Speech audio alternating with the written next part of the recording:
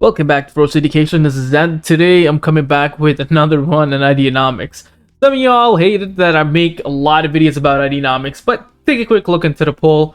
405 views, 67.9 just Ideanomics. So I got no other option but to make this one, and I actually have some interesting news, some interesting developments in the last few days.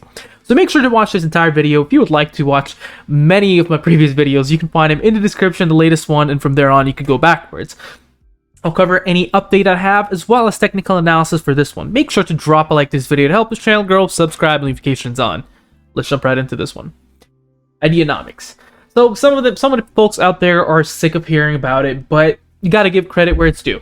They know how to set PRs, they know exactly what they're doing. It's a new company that is being, well, it's not a new company, but it's a whole new strategy is being sent out.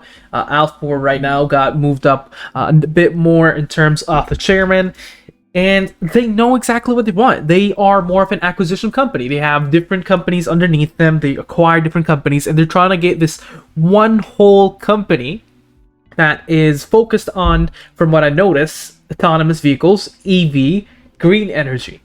And hey, that is massive. They are in the right place. So in a way as well, they are kind of like a SPAC, but they're not really. They're more of a holding company for all other different companies that they have underneath. Kind of reminds me of a bit of how some Chinese companies actually operate. So the latest two articles we have is Ideanomics CEO Alf4 to present an annual net growth conference on January 15th, 2021. Now, yes, that is a bullish thing coming up. It will be around tomorrow, January 15th, 2:45 p.m. Eastern Standard Time. And I'll exactly explain to you how usually stocks play around the conference. This is what I expect from there. But before then, Ideanomics announces a sponsorship in NACFE, a nonprofit organization focused on North American freight industry. Ideanomics will be a gold sponsor. Take a quick look who's also sponsoring this one. So you got electric trucks in here in this bracket. You got gold, which is some names you can actually recognize, right? Shell, Michelin, UPS, PepsiCo, the list goes on, Schneider. And then you go into the silver, you have Volvo, a couple of others, you can Geotab, and then one thing here, Nikola is here, but you got bronze, Goodyear, you got a few different ones. Now, why am I saying that, hey, this is actually even relevant? It's because why would a sponsor want to sponsor events or sponsor an entire organization if the events aren't related to their products? And from there on, we can go on towards looking into NACFE website. And from there, I took a quick look into what they have as technologies and emerging. Well, first I did the events. Events, alternative fuels panel. And we know Ideanomics is also trying to get into the truck business with a new one that is going to be unleashed any minute now or any day now. And they got Cleantech Forum, San Francisco, and then the two things for emerging technologies is electric trucks, which Ideanomics has a big interest in, and autonomous vehicles. Ideanomics did not really give an exact, explicit overview on their autonomous vehicles, but I did link it before in my previous video with one of their actual company portfolios, Intelligenta.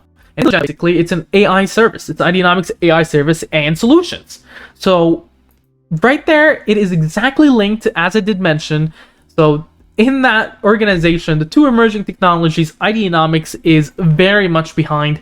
And in that sense, we can say, well, we might actually be hearing some AI news later on down the road, or potentially as well, perhaps relating to the autonomous tractors for utilities or agricultural purposes. Very much exactly what I've been saying for a little now.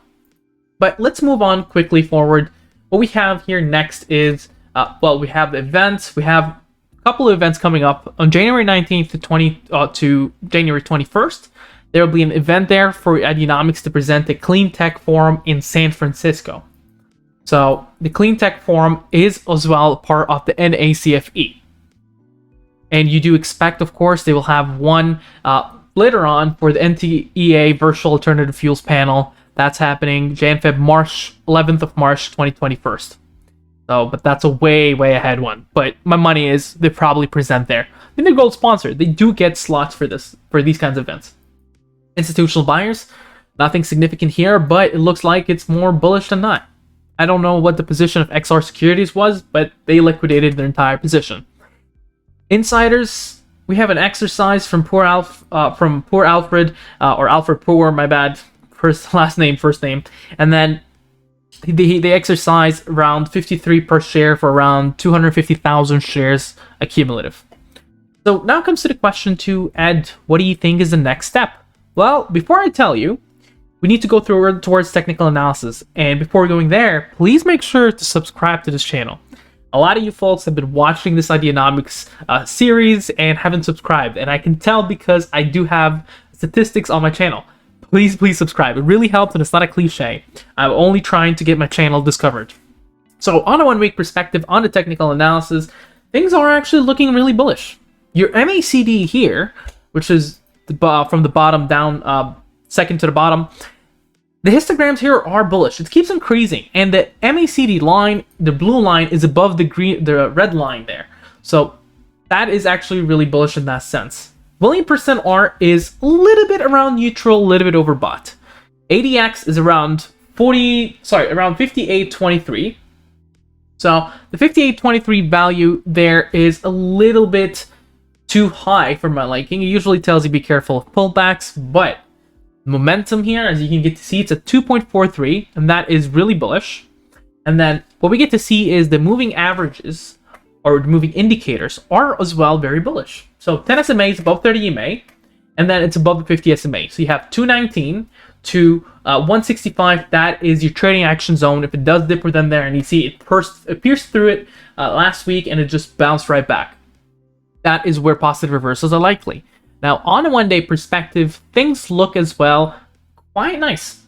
10 SMA is above 30 EMA, the 50 SMA is above the 200 SMA, all which are bullish. Lower number above a bigger number, it's bullish. That is the rule. 50 SMA, 200 SMA, 60 SMA, 300 SMA. They're all just different ones. I use these ones because algorithms trade with them, or they're one of the most famous ones, and so that I want to have the mindset of as well what I'm competing with, which is algorithms and fast tradings.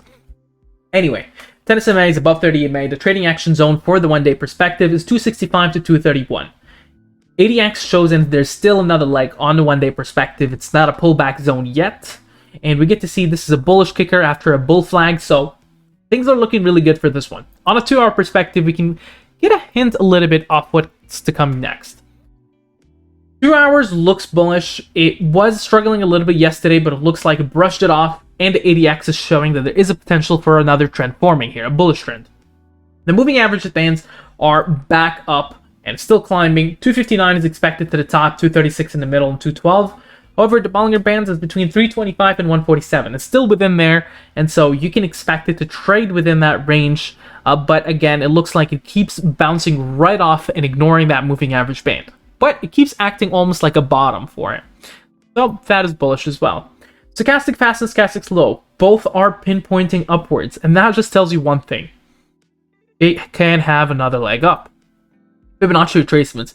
This here is very interesting because you only have really one resistance between the 475 and where it is right now, which is a 379. That's on the Fibonacci retracement. Significant supports, 304, 251, 198, 133, and 27 cents. Now, if we were to take a quick look in terms of just significant supports and resistances, current significant resistance is 339, 359, 389. We'll go back in a second to for the well, actually, the last one is 475. We already know that. I don't need to increase the page here. The current resistances are 329, and then we going down to 309, 297, 272, and then going to 249. 240, and then 225, and the very, very strong one is 192. Hopefully we don't go there. Now, my opinion about this one is we're very close to seeing an all-time high. We got, what is it, 340, 360, 389, and 475. They're only around 3-4 resistances before you break an all-time high, and significantly what you're getting to see is a curve up. It's almost like a cup, so things are looking really bullish for this one, and I expect for it to be an all-time high. Our long-term investments, of course, you're going to see pullbacks here and there. Things aren't so clear because some of the products aren't sold yet in high scale. For instance, the electric trucks aren't really released yet, but Their plans are really bullish, and if they actually follow through with it, this company will be a game changer for some of the industries, because it keeps picking on with different companies and try to almost merge them together without merging them together. They have their autonomy, but their technology can relate to in a horizontal level.